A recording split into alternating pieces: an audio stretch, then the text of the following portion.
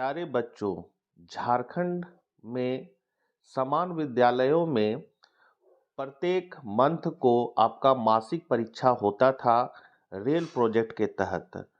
उन्हीं सभी प्रश्नों को शुरू से लेकर अभी तक जो भी आपका इतिहास विषय में रेल टेस्ट में प्रश्न पूछे गए थे, उन सबों को इस वीडियो के माध्यम से बताऊंगा जो आपके फाइनल परीक्षा के लिए महत्वपूर्ण है। तो शुरू से अभी तक जो भी आपके एग्जाम में रेल एग्जाम में क्वेश्चन आए थे, सबको एक ही वीडियो के माध्यम से बताऊंगा। चैनल पर नए हैं तो सब्सक्राइब कर ले, साथ ही बेल आइकन जरूर दबा ले, क्योंकि जब भी मैं वीडियो डालूंगा आपको नोटिफिकेशन चला जाएगा। तो चलिए हम लोग आज कुछ नया सीखते हैं। तो ये जो प्रश्न आया था आपका 11/6/2025 को ये क्वेश्चन आया था। तो इसका क्वेश्चन है, भारतीय पुरातत्व विभाग के जनक कौन है? तो कनघीम हो जाएगा। लोथल कहाँ स्थित है? गुजरात में। बच्चों इसका जो आंसर है वो भी ऑफिशियल ही दिया गया था, वही आंसर को आप लोगों को बता रहा हूँ। हड़प्पा सभ्यता में बंदरगाह का प्रमाण कहाँ मिला है? तो लोथल में। सिंधु घाटी सभ्यता का आकार था त्रिभुजाकार। हड़प्पा सभ्यता का सामाजिक स्थिति का पता किससे चलता है? तो समाधान से। हड़प्पा सभ्यता की लिपि क्या है? लिखी जाती है तो कहाँ से? तो दाएं से बाएं लिखी जाती है। अब लघुत्तरीय प्रश्न था, हड़प्पा सभ्यता को सिंधु घाटी सभ्यता क्यों कहा जाता है? तो हड़प्पा मोहनजोदाड़ो नगर का अवशेष मुख्य रूप से सिंधु या सिंधु नदी घाटी के आसपास से प्राप्त हुए हैं। इस कारण से हड़प्पा सभ्यता को सिंधु घाटी सभ्यता कहा जाता है। अगला है, कार्बन डेटिंग के अनुसार हड़प्पा सभ्यता का कालखंड है। तो कार्बन डेटिंग के अनुसार हड़प्पा सभ्यता का कालखंड 2350 ईस्वी पूर्व से 1750 ईस्वी पूर्व माना गया है। सिंधु घाटी सभ्यता सबसे बड़ा नगर है। तो सिंधु घाटी सभ्यता सबसे बड़ा नगर मोहनजोदाड़ो था, जो वर्तमान में पाकिस्तान में है। जूते हुए खेत का साक्ष्य कहाँ से मिला हुआ है? तो जूते, यहाँ जूते लिखा गया है। जूते हुए खेत का साक्ष्य कालीबंगा से प्राप्त हुआ है, जो राजस्थान में है। दीर्घ उत्तरीय प्रश्न था, हड़प्पा वासियों के पश्चिम एशिया के साथ व्यापारिक संबंधों का वर्णन करें। तो पश्चिम एशिया विशेषकर मेसोपोटामिया के साथ हड़प्पा वासियों के व्यापारिक संबंधों के अनेक प्रमाण खुदाई से प्राप्त हुए हैं। यह व्यापार स्थल एवं जल दोनों मार्ग से होता था। निम्नलिखित पुरातात्विक प्रमाण हड़प्पा वासियों के पश्चिम एशिया के साथ व्यापारिक संबंधों को पुष्टि करते हैं। तो यहाँ है, तांबे को संभवतः ओमान से मंगाया जाता था। हड़प्पा तथा ओमान के तांबे के बर्तनों से प्राप्त निकेल के अंश का उद्भव संभवतः एक ही स्थान से है। तो यह हड़प्पा वासियों के शिल्पकार के लिए ईरान एवं बलूचिस्तान से चांदी सीसा, ईरान से मतलब बलूचिस्तान से चांदी और सीसा है जो ईरान से और अफगानिस्तान से मंगाया जाता था। मनाया दिखा गया है, मंगाया जाता था। फिर है, हड़प्पा वासियों के बाट, मोहरे, पासे तथा मनके पश्चिम एशिया के कई स्थानों से मिले हैं, जो हड़प्पा के व्यापारिक संबंध पश्चिमी देशों से पुष्टि करते हैं। फिर है, समकालीन सभ्यता मेसोपोटामिया से प्राप्त अभिलेखों में मेहुला शब्द हड़प्पा क्षेत्र के लिए ही प्रयुक्त होता था। हड़प्पा के मोहरों में पानी जहाज और नाव के चित्र मिलते हैं। यह उनके समृद्ध व्यापार को दर्शाता है। मेसोपोटामिया के लिखे में मेहुला को नाविकों का देश कहा गया है। नाविकों का देश। दूसरा क्वेश्चन था, मतलब 12वां नंबर क्वेश्चन, ये आपका शायद 11 नंबर क्वेश्चन था, ये 12वां नंबर है। पुरातत्व हड़प्पा समाज में सामाजिक आर्थिक भिन्नताओं का पता किस प्रकार लगाते हैं? तो पुरातत्विक सामाजिक एवं आर्थिक भिन्नता को पता लगाने के लिए अनेक विधियों का इस्तेमाल करते हैं। इनमें से दो मुख्य विधियां हैं, सावधानों का अध्ययन और विलासिता की वस्तुओं की खोज। तो सावधानों का अध्ययन हड़प्पा सभ्यता के खुदाई में प्राप्त कब्रगाहों, जिसको हम लोग सावधान कहते हैं, के अध्ययन से स्पष्ट है। शवों को गर्तों अथवा गड्ढों में दफनाया जाता था। सभी गर्तों की बनावट एक जैसी नहीं है। कुछ कब्रों से शव के साथ मृद भांड और आभूषण प्राप्त हुए हैं। कुछ कब्र से कुत्ते का अवशेष प्राप्त हुआ है। उपर्युक्त तथ्यों के आधार पर कहा जा सकता है कि हड़प्पा में सामाजिक आर्थिक भिन्नता रही होगी। विलासिता की वस्तुओं का पता लगाना सामाजिक एवं आर्थिक विभिन्नता को पहचानने के लिए विलासिता की वस्तुओं की खोज एक प्रमुख विधि है। इसके निम्नलिखित तरीके अपनाए जाते थे। मतलब शुरू में कब्रगाह के बारे में बताया गया और यहाँ पर से विलासिता का। तो यहाँ पर है, आपका पहला पॉइंट बनता है कि दैनिक उपभोग की वस्तु में जैसे मृदभांग चक्की या जिसे समान वस्तुओं से पत्थर या मिट्टी से बनाया जा सकता था। दूसरा पॉइंट है विलासिता की वस्तुओं के अंतर्गत महंगी एवं दुर्लभ वस्तुएं भी शामिल थी। इस जटिल तकनीक से बनाया जाता था। प्राप्त अवशेषों से पता चलता है कि आर्थिक भिन्नता के आधार पर ही वस्तुओं का उपयोग किया गया होगा। फिर है नगरों तथा बस्तियों में निवास, खान पान एवं रहन सहन वस्तुओं विशेषकर बहुमूल्य वस्तुओं का उपयोग पर भी पुरातत्वविद ध्यान देते होंगे। इन तथ्यों से स्पष्ट है कि समान लोग समान वस्तुएं जबकि संपन्न लोग बहुमूल्य वस्तुओं का उपभोग करते थे। अब ये क्वेश्चन जो है वो 7/7/2025 को आया था। तो बौद्ध और जैन ग्रंथों में कितने महाजनपद का उल्लेख है? तो 16। मौर्य वंश के संस्थापक कौन थे? तो चंद्रगुप्त मौर्य। अर्थशास्त्र के लेखक कौन है? चाणक्य। हर्षवर्धन के राजकवि कौन है? तो वानभट्ट। किसके अभिलेख में भूमि दान का उल्लेख मिलता है? प्रभावती गुप्त। अशोक के अभिलेख को सर्वप्रथम किसने पढ़ा? तो जेम्स प्रिंसेप। लघुत्तरीय प्रश्न है मौर्यकालीन इतिहास के प्रमुख स्रोतों का वर्णन करें। तो इसके प्रमुख स्रोत है साहित्यिक स्रोत जिसमें कौटिल्य का अर्थशास्त्र, विशाखदत्त का मुद्रा राक्षस, विष्णु पुराण एवं बौद्ध व जैन ग्रंथों से मौर्य इतिहास की जानकारी मिलती है। पुरातात्विक स्रोत में है अशोक के शिलालेख, मौर्य साम्राज्य के अध्ययन के प्रमाणिक स्रोत है। फिर है विदेशी यात्रियों का विवरण जिसमें है यूनानी राजदूत मेगास्थनीज की इंडिका मौर्यकालीन इतिहास जानने के प्रमुख स्रोत है। 8वां क्वेश्चन था अभिलेख से आप क्या समझते? तो अभिलेख पत्थर, धातु या मिट्टी के बर्तन जैसे कठोर सतह पर खुदे होते हैं। अभिलेखों में उन लोगों की उपलब्धियों, क्रियाकलाप या विचार लिखे जाते हैं जो इन्हें बनवाते हैं। अभिलेखों में इनके निर्माण की तिथि भी खुदी होती है तथा जिन पर तिथि नहीं होती है उनका काल निर्धारण लेखन शैली के आधार पर किया जाता है। फिर है मौर्यकालीन प्रशासन का वर्णन करें। तो मौर्य साम्राज्य का प्रशासन का स्वरूप केंद्रीकृत था। चाणक्य के अनुसार राज्य के 7 अंग थे: राजा, आमत्य, जनपद, दुर्ग, कोष, सेना और मित्र। इनमें राजा को सर्वोच्च स्थान प्राप्त था। राजा अपने सभी राज्य कार्यों का संचालन अमात्यों, मंत्रियों तथा अधिकारियों द्वारा करता था। कौटिल्य ने अर्थशास्त्र में 18 तीर्थों और उनके प्रमुखों की चर्चा की है। मौर्य काल में दीवानी न्यायालय, धर्मस्थली तथा फौजदारी न्यायालय, कंटक शोधन मौजूद थे। फिर है महाजनपदों के विशिष्ट विशेषताओं का वर्णन करें। तो इसकी विशेषता है लोहे के बढ़ते प्रयोग और सिक्के के विकास प्रारंभ हुए। अधिकांश महाजनपदों में राजा का शासन होता था लेकिन गणतंत्रीय राज्यों में अनेक लोगों का समूह शासन करता था। इस समूह का प्रत्येक व्यक्ति राजा कहलाता था। राजतंत्रीय राज्य में भूमि सहित आर्थिक स्रोत राजा के अधीन था। वहीं गणतंत्रीय राज्यों में राजाओं का सामूहिक नियंत्रण था। दीर्घोत्तरीय प्रश्न था मगध महाजनपद पद के शक्तिशाली होने के क्या कारण थे? तो इसके कारण निम्नलिखित है जिसमें पहला है भौगोलिक स्थिति। तो मगध की दोनों राजधानियां राजगिरी और पाटलिपुत्र सामरिक दृष्टि से महत्वपूर्ण स्थान पर स्थित थी। दूसरा है लोहे के समृद्ध भंडार। तो मगध के दक्षिणी क्षेत्र आधुनिक झारखंड में लोहे के भंडार होने के कारण लोहे के हथियार एवं उपकरण आसानी से उपलब्ध थे। फिर उपजाऊ कृषि। मगध का क्षेत्र कृषि की दृष्टि से काफी उर्वरक था। यहाँ के लोग अन्न उत्पादन में आत्मनिर्भर थे। हाथी की उपलब्धता। इस क्षेत्र के घने जंगलों में हाथी काफी संख्या में पाए जाते थे जिनका युद्ध में काफी महत्व था।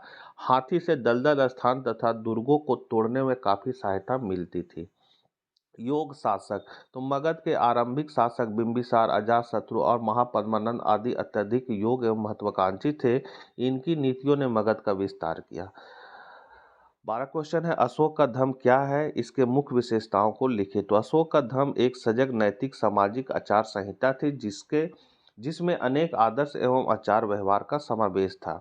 इसमें सदाचारी जीवन पर जोर था, मध्यम मार्ग का अवलंबन था किंतु इसे मानने के लिए कोई दबाव नहीं था। अशोक के धर्म की मुख्य विशेषताएं। तो सभी धर्मों का सार। अशोक का धर्म तत्कालीन सभी धर्मों का सार था। अशोक ने धर्म का सार अपने अनुभव एवं नैतिक ज्ञान से प्राप्त किया था।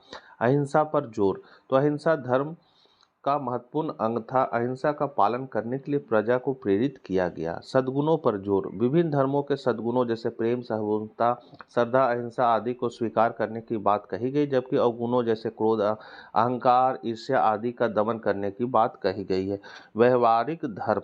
तो धर्म में कर्मकांड और अनुष्ठान पर जोर नहीं दिया गया जबकि आचरण, कर्म की पवित्रता, श्रावणों के प्रति आदर, पशुओं के प्रति दया आदि व्यवहारिक बातें शामिल थी।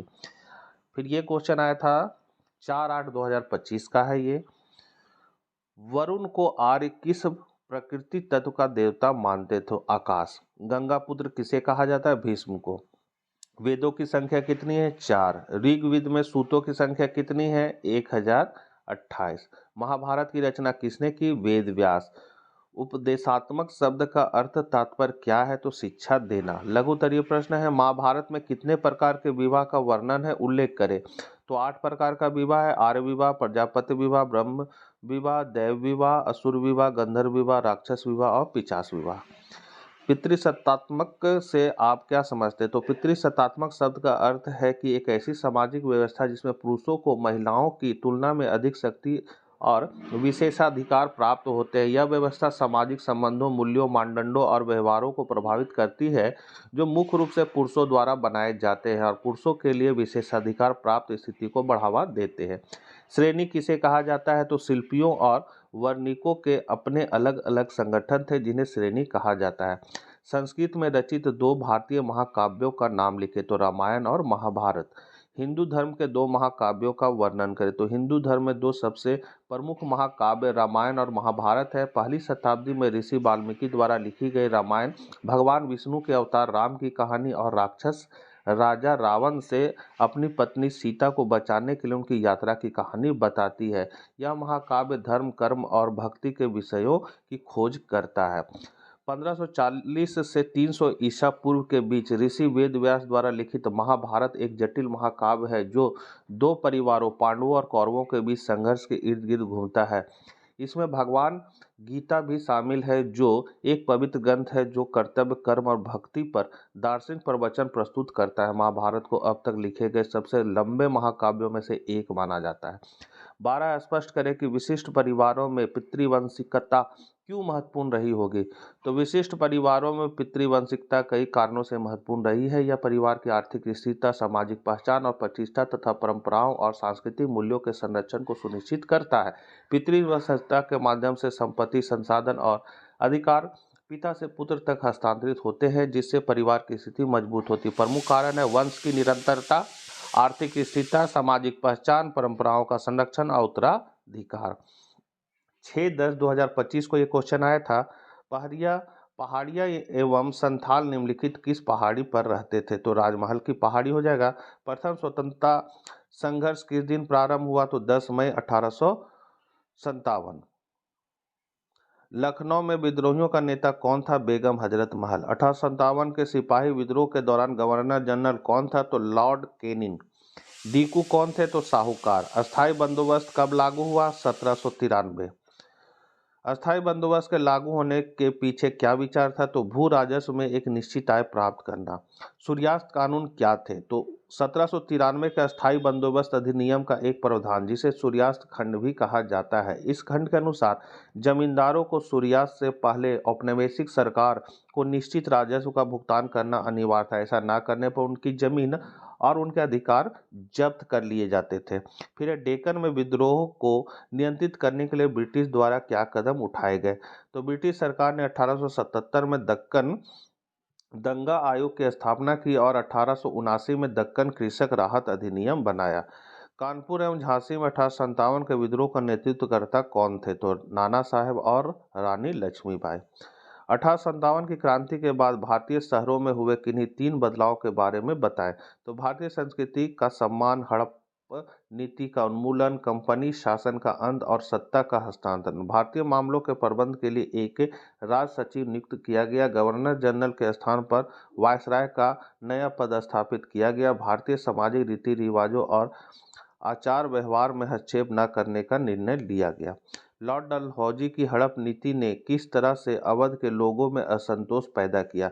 तो अवध पर कुशासन के आरोप में कब्जा कर लिया गया था। लॉर्ड डलहौजी ने अवध को एक दिन मुंह में गिरने वाली चेरी कहा था। अवध के बाद वाजिद अली शाह अपनी प्रजा में अत्यंत प्रिय और लोकप्रिय थे। अवध के रेजिडेंट जेम्स ऑर्डम ने डलहौजी को एक गलत रिपोर्ट दी और इसी से उन्हें अवध पर कब्जा करने का बहाना मिल गया और नवाब को पदच्युत कर कलकत्ता भेज दिया गया। ब्रिटिश भारत की अधिकांश सेना अवध से बनी रही और ये सेना भी किसान थे, इसलिए अंग्रेजों की आर्थिक नीति ने उनका भी शोषण किया। नवाब के गद्दी से हटने के बाद ये सब आपस में मिल गए और इससे जनता में असंतोष फैल गया। फिर 3/11/2025 को ये क्वेश्चन आया था आपका, अकबरनामा की रचना किसने की थी? तो अबुल फजल ने। आईने अकबरी कितने भागों में विभक्त है? 5। अकबर का वित्त मंत्री कौन था? टोडरमल। फ्रांसिस बुकानन कौन था? तो चिकित्सक। संथाल विद्रोह कब हुआ? 1855। दामिन एक वो क्या है? तो संथालों की भूमि। पटवारी किसे कहते? तो पटवारी गांव की जमीन प्रत्येक किसान द्वारा जुते जाने वाले खेतों, फसलों के प्रकार और बंजर भूमि का हिसाब किताब रखता था। खुद काश्त और पाही काश्त कौन थे? तो खुद काश्त मतलब हो गया, खुद काश्त उसी गांव की जमीन पर खेती करते थे जहां वे रहते थे, और पाही काश्त दूसरे गांव में जाकर भाड़े पर जमीन लेकर उस पर खेती करते थे। उपनिवेशवाद से आप क्या समझते? तो उपनिवेशवाद एक ऐसी प्रक्रिया जिसके अंतर्गत औपनिवेशिक राष्ट्र उपनिवेश के आर्थिक, प्राकृतिक तथा मानवीय संसाधनों का प्रयोग अपने हितों के लिए करता है और अपने इन उद्देश्यों की पूर्ति के लिए इन राष्ट्रों पर अपना नियंत्रण स्थापित करता है। हल और कुदाल के बीच संघर्ष का क्या आशय है? तो संथालों और पहाड़ियों के बीच की लड़ाई। दीर्घोत्तरीय सूर्यास्त कानून से आप क्या समझते हैं? तो ये पहले भी हम लोग देख चुके हैं। झूम खेती से आप क्या समझते हैं? तो झूम खेती एक आदिम प्रकार की कृषि है जिसमें पहले वृक्षों तथा वनस्पतियों को काटकर उन्हें जला दिया जाता है, जल लिखा गया है, जला दिया जाता था और साफ की गई भूमि को पुराने उपकरणों, लकड़ी के हलों आदि से जुताई करके बीज को बो दिए जाते थे। जब तक मिट्टी में उर्वरता विद्यमान रहती थी इस भूमि पर खेती की जाती थी। झारखंड में झूम कृषि को कुरवा कहा जाता है।